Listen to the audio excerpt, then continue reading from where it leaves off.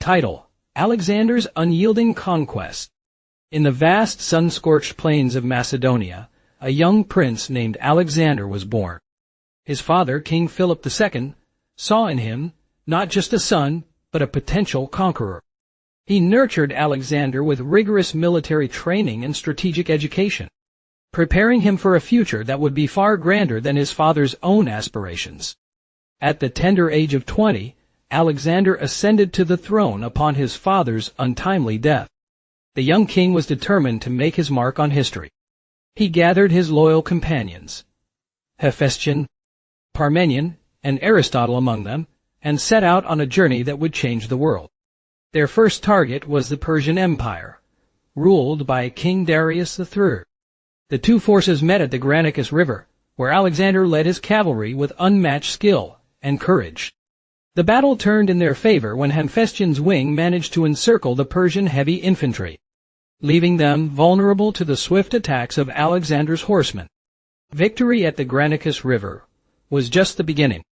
Alexander marched towards Babylon, where Darius III fled, leaving his empire in disarray.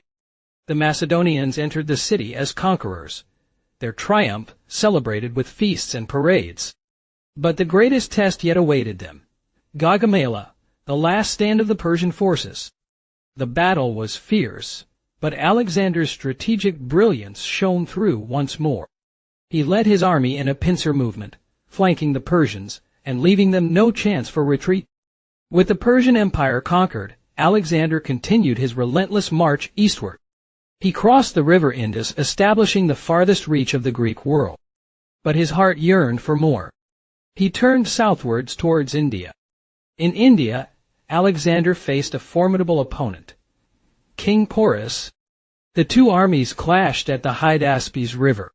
Once again, Alexander's strategic planning and Hephaestion's tactical brilliance proved decisive. Despite heavy casualties, Alexander emerged victorious. But victory came with a price. As Alexander marched towards the southern tip of India, his troops began to tire. Mutiny was in the air. Alexander, realizing the futility of continuing the conquest, turned back. He had conquered more territory than any other man before him, but he knew when to call it quits. Despite his decision to return home, Alexander's legacy lived on. His conquests opened up a new world to the Greeks, paving the way for cultural exchange and intellectual growth. The Macedonian Empire, built on the foundation of Alexander's unyielding conquest, would last for centuries. In his final moments, as Alexander lay dying in Babylon, he was remembered not just as a great king or a fearsome conqueror, but as the man who brought East and West together, bridging the gap between two worlds. And so, the legend of Alexander the Great lives on Earth, an enduring symbol of courage, ambition, and the unyielding human spirit.